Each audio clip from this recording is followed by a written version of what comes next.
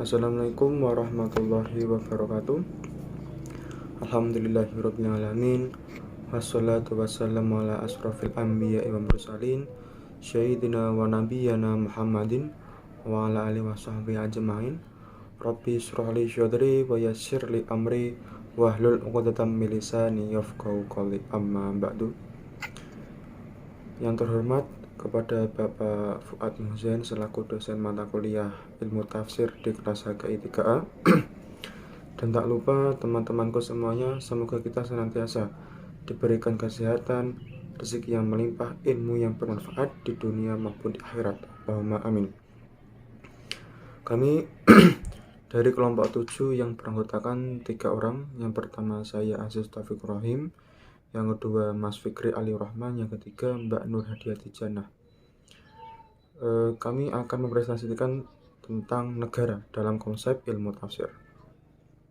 Dalam buku Al-Quran dan Kenegaraan, yaitu tafsir Al-Quran tematik yang diterbitkan oleh Kementerian Agama Republik Indonesia, ada beberapa istilah yang sering dikaitkan dengan konsep negara, seperti kata al-balad dengan perubahan bentuk tasrif atau pola kata dari bentuk mufrad tunggal ke dalam bentuk jamak seperti al-bilad, atau ke dalam bentuk mu'annats seperti baldah.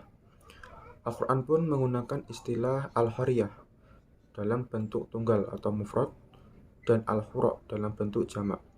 Demikian juga Al-Quran menggunakan istilah ad-dar dalam bentuk tunggal atau mufrad dan ad-diyar dalam bentuk jamak. Kesemua istilah tersebut mengacu kepada makna negara seperti pada surat Al-Balad ayat 1 dan 2. La uqsimu bihadzal balad wa anta hilum bihadzal balad, yang artinya aku bersumpah dengan negeri ini, Mekah, dan engkau Muhammad SAW bertempat di negeri Mekah ini. Menurut Ibnu Faris dalam Mujam Mahayis al-Lughah, secara bahasa kata baldah berarti dada. Jika dikatakan wada'at al-naqah baldataha bil ard ay sadraha al-tid, artinya unta itu meletakkan atau mendarumkan dadanya di tanah. Dari makna asal, maka secara semantik setiap tempat, negeri atau wilayah yang dijadikan tempat tinggal bisa disebut sebagai baldah. Dari kata baldah pula muncul kata taballada dan mubaladah yang bisa berarti berperang untuk membela dan mempertahankan tanah air yang ditempati.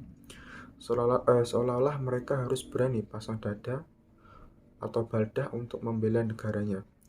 Dengan demikian bisa dikatakan bahwa term al-balad dan al-baldah dalam Al-Quran agaknya mengandung pesan adanya kecintaan terhadap tanah air atau negeri yang menuntut penduduknya untuk membela dan mempertahankan hak-haknya dari siapa saja yang hendak merenggutnya. Menurut Muhammad Fuad Abdul Baqi, perkataan al-balad dalam bentuk ma'rifah dengan penambahan partikel al dan dalam bentuk nakirah tanpa menggunakan partikel al termasuk istilah baldah dan al-bilad di dalam Al-Quran diulang sebanyak 19 kali yang tersebar di beberapa surat. Sementara perkataan al-qaryah dalam bentuk tunggal atau mufrad diulang sebanyak 37 kali, sedangkan perkataan al-qura dalam bentuk jamak diulang sebanyak 18 kali. Dalam pada itu, istilah ad-dar dalam bentuk tunggal atau mufrad diulang sebanyak 32 kali, sedangkan istilah ad-diyar dalam bentuk jamak diulang sebanyak 17 kali. Ar-Raghib Al-Asfahani mendefinisikan negara atau al-balad sebagai suatu tempat atau teritorial yang ditetapkan batas-batasannya secara jelas, yang dikenal karena domisili penduduknya yang menetap di wilayah tersebut. Sementara itu, beliau menyebutkan bahwa al-qaryah atau al-qura adalah nama bagi tempat atau wilayah yang di dalamnya berkumpul manusia.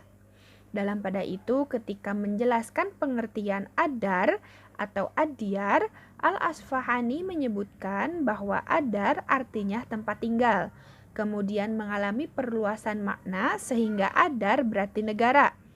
Dalam literatur fikih politik dikenal berbagai konsep tentang adar seperti Darul Harb, negara yang menyatakan perang kepada kaum muslim, Darussalam, negara yang damai, Darul Am, negara yang aman.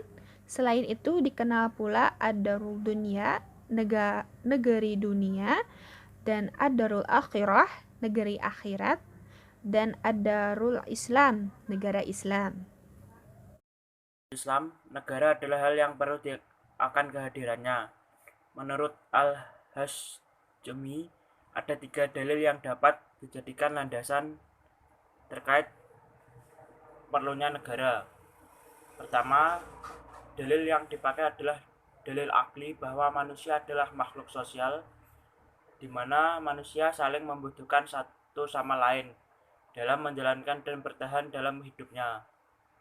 Karena manusia akan saling membutuhkan satu sama lain, maka akan terciptanya masyarakat. Dalam masyarakat tentulah dibutuhkan pemimpin untuk menghindari dan meredam perselisihan. Kedua, dalil yang mendasari perlu adanya negara adalah dalil syar'i, bahwa Allah memerintahkan Rasul-Nya untuk membiasakan dan berlatih diri dalam urusan-urusan kenegaraan, sebagaimana halnya perintah yang serupa ditujukan kepada segenap kaum muslimin. Demikian penjelasan atau presentasi yang kelompok kami berikan. Apabila ada kesalahan dalam pengucapan dan kekurangan dalam menjelaskan materi, kami mohon maaf yang sebesar-besarnya. Akhir kata, wassalamualaikum warahmatullahi wabarakatuh.